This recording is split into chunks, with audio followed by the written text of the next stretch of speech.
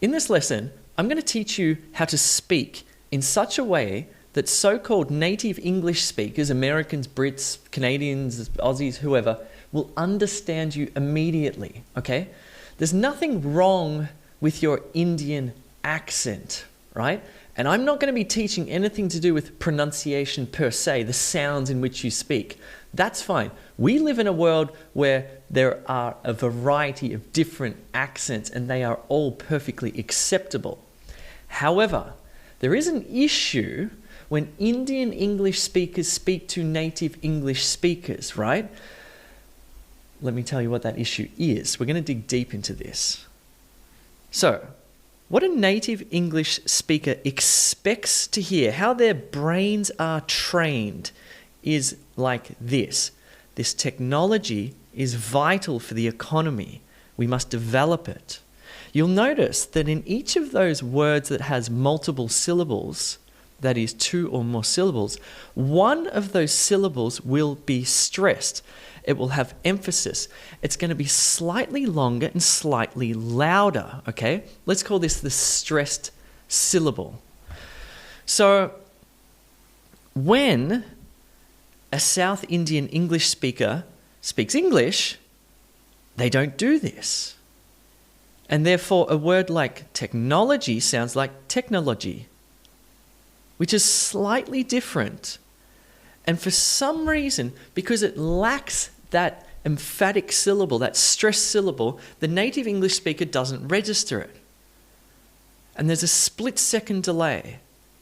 And they go, oh, technology. That's what he or she means, right? And when this happens across a sentence, especially when that sentence has multiple multi-syllabic words, the listener's gone. Because they're like a second or two behind you, sort of almost translating the words that you're saying and putting them into that stressed type of way, okay?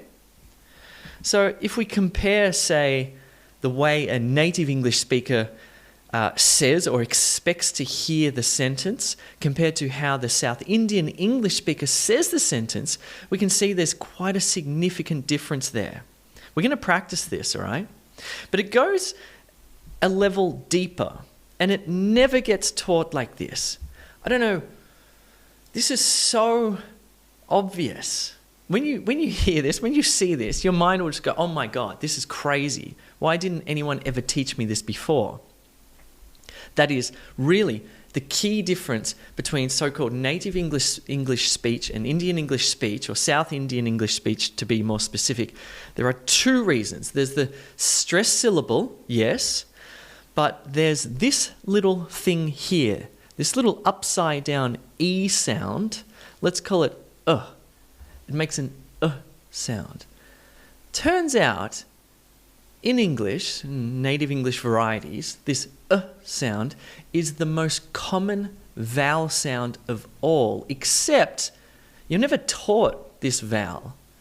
Have you ever seen an upside down E? It's called a schwa. No one ever teaches you this. This is crazy because it's much more common than a, e, o, and a. This is sound, okay? This sound. So let's take a look at it. So again, this technology is vital, not vital, for the economy. We must develop. Okay, it's probably wrong there. This technology is vital for the economy. We must develop it. Oh, it is kind of like it. We must develop it. Develop it, not develop it. And not develop it. Develop it. Okay, so we're going to keep digging into this. I really want you to understand this, okay? Because if you can grasp this and start to be conscious of it and again, I'm not getting you to change your pronunciation or accent per se. I'm getting you to make one syllable slightly louder and longer and to think about one vowel sound, to reduce the vowel sound to an sound, to actually say the sentence kind of incorrectly or not as if it's spelled. This is madness, but anyway, stick with me.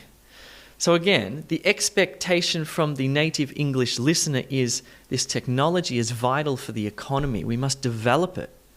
And instead they hear this technology is vital for the economy. We must develop it. In your South Indian English way, again, I'm not trying to be derisive or rude or anything like that. I'm just trying to sort of say what these key differences are. So let's practice this. Okay, we're going to do a lot of practice in this video. We're going to practice by doing some stress shifting first, because I want you to really become aware of and pay attention to the way that a stressed syllable can actually change the meaning of a word. So let's say this sentence together. I'll say it first, then I want you to say it. So please sign the contract or the paper will contract. 1, 2, 3, you go. Again, it's please sign the contract or the paper will contract. Contract, contract.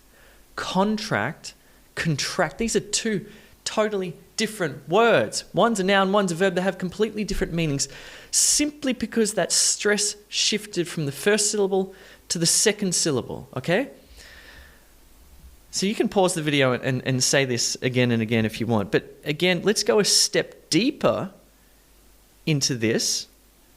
So it's please sign the contract or the paper will not contract.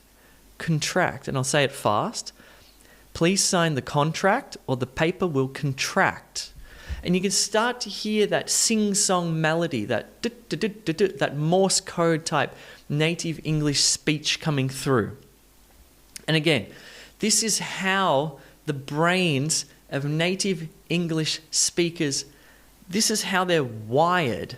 They're wired to hear this stress and this melody. And when they don't hear this stress and this melody, they just don't hear what you're saying immediately, which for you is extremely frustrating. So again, you can pause the video and have another go. We're going to do a lot of practice. Let's do another one. What is that strange object? I object to your decision. Say it now. And now let's look at it with this schwa sound. So what is that strange object? I object, not object, because that would be object. Object is the verb. I object to your decision. What is that strange object? I object to your decision. Pause the video and say it and see if you can get that melody. Let's do number 3 now. The farm's produce is fresh. They produce a lot of fruit. Feel free to pause the video and say it, noting the produce versus produce. Produce, produce, produce, produce. And now let's go a step deeper because of that second sentence has a lot of these schwa sounds. The farm's produce is fresh. They not produce, produce a lot of fruit. They produce a lot of fruit. They produce a lot of fruit. They produce a lot of fruit. You can hear the melody there. The stress shifting and creating again that Morse code style of speech. Let's do number 4. We saw an increase in sales. We must increase our efforts. Feel free to pause the video and practice saying increase versus increase. Increase versus increase. And to you this might feel a little bit strange, but I promise you, if you're making those syllables, those stressed syllables slightly longer and louder, that's it. That is the key to intelligibility. Okay? So let's add in the schwa sound. We saw an increase in sales. We must increase our efforts. There's only one there, so it's not a biggie. Let's do number 5. This is the last one, then we'll move on to another activity. I would like a refund. The store will refund my money. Refund, refund. Refund, refund. I would like a refund. The store will refund my money. And let's add in these special significant vowel now. I would like a refund. I would like a refund. The store will refund. Refund, not refund my money, refund my money. Refund is the noun and refund is the verb. Okay, awesome. So we just did an activity where we had the same word, well, the same spelling, and the stress position changed the meaning of the word completely, right? This time we're going to do something a little bit different. We're not going to do that. That was just to raise your awareness of how stress works. Okay, this time we're going to look at sentences where there is a variety of different multi-syllabic words, okay? I'm going to say the sentence. I just want you to listen for my stress or emphasis. This technology is vital for the economy. We must develop it. You can hear the stressed syllable is slightly louder, slightly longer. This technology is vital for the economy. We must develop it. So you can pause the video and try yourself. And now I'm going to add in the all-important schwa sound. So it's this technology, not technology. Technology is vital for the economy. For the maybe the economy. Economy. We must develop it. Again, this technology is vital for the economy. We must develop it. So again, Indian English speakers broadly, South Indian English speakers specifically, say the words as they're spelled with the full vowels. Like if it has an A, you say ah, and if it has an I, you say I. I mean, this is really how you should say it. I mean, that's how it's written, except native English speakers don't do that. Again, they reduce those vowels to sounds. They keep the full vowel sound within the syllable. So, for example, look at the word technology there. Nol gets the full sound, N-O-L, nol.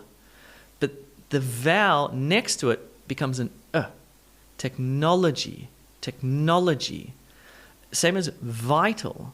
You get the I sound, the full I sound, that vowel sound, vital. And economy, economy, economy. Not economy, economy, economy. It's only possible to stress the syllable by reducing down those other vowel sounds.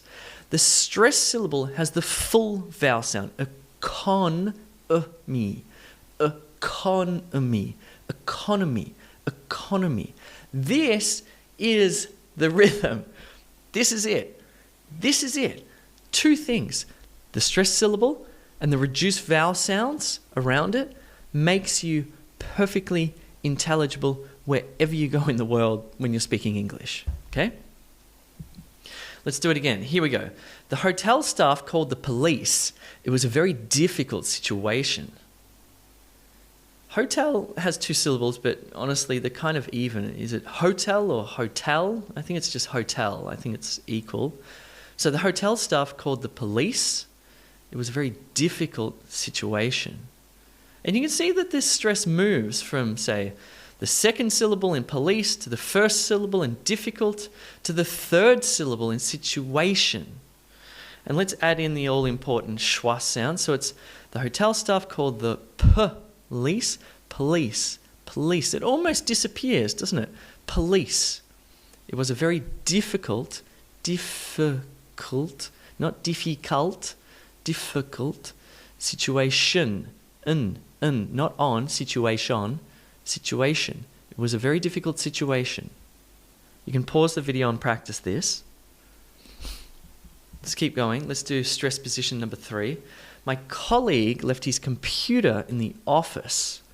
Colleague, computer, office. My colleague left his computer in the office. And let's add in this schwa sound now. So it's my colleague left his computer.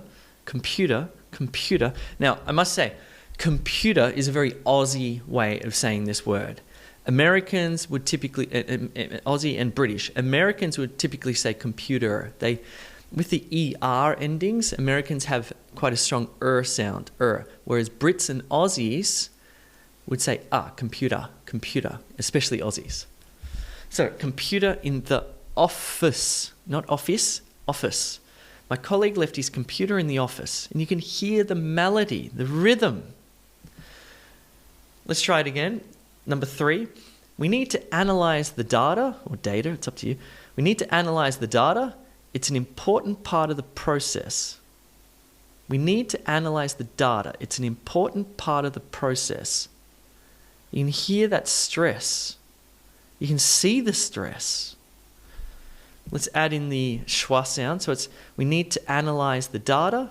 It's an important part of the process. So say it and try to get that rhythm. Pause the video. Let's do number 4 now. The application for the position was accepted. She has the capacity. The application for the position was accepted. She has the capacity. Application, emphasis on the third syllable, application. And then position, second syllable. I think you know where the schwa sound is going to go here. Position. She was accepted. She has the capacity. We add in that very important vowel sound, and we have the application for the position was accepted. She has the capacity. Pause the video and practice saying these sentences. And let's do the final one now. The president demanded an end to the political turmoil. The president demanded an end to the political turmoil. You can see the stressed syllables. President, with emphasis on the first syllable. Demanded, emphasis on the second syllable. Political, not political, not political. I've heard a lot of Indians say political. And you can see why that would confuse somebody who's always heard that word as political, not political, because poly is a different word meaning multiple. So the brain immediately starts to think, oh, they're saying something about but no, you're saying political. You can see why it's so important here. And let's add in the schwa sound. So it's the president demanded an end to the political. We could almost add another one into political. The president demanded an end to the political turmoil. Practice saying that with that rhythm, with those reduced vowel sounds. Eliminate many of those vowel sounds and just add the sound, that schwa. The president demanded an end to the political turmoil. Awesome. So, that's it. You don't need to worry about changing the way you say vert and wert and t and dirt and whatever. Okay? Phonemes, the sounds are your accent. And that's irrelevant to being understood immediately. It doesn't matter if you say violin or violin. People understand you immediately. It's got nothing to do with intelligibility, right? But if you say violin, or if you get the emphasis wrong in that word, then you get the lack of intelligibility on the list from the listener who goes, huh? Okay? So that's it. Again, the two things, the syllable stress and the reduced vowel sound, that sound, instead of saying the full vowel, and you will be perfectly and immediately understood by so-called native English speakers. Again, I'm not saying that Indian English is better or worse than other forms of English. I'm just saying when you're communicating internationally, especially with Americans, Brits, Aussies, New Zealanders, Canadians, Irish, whatever, keep this stuff in mind and you'll be automatically understood. Thanks for watching. My name is Jay. Don't forget to subscribe.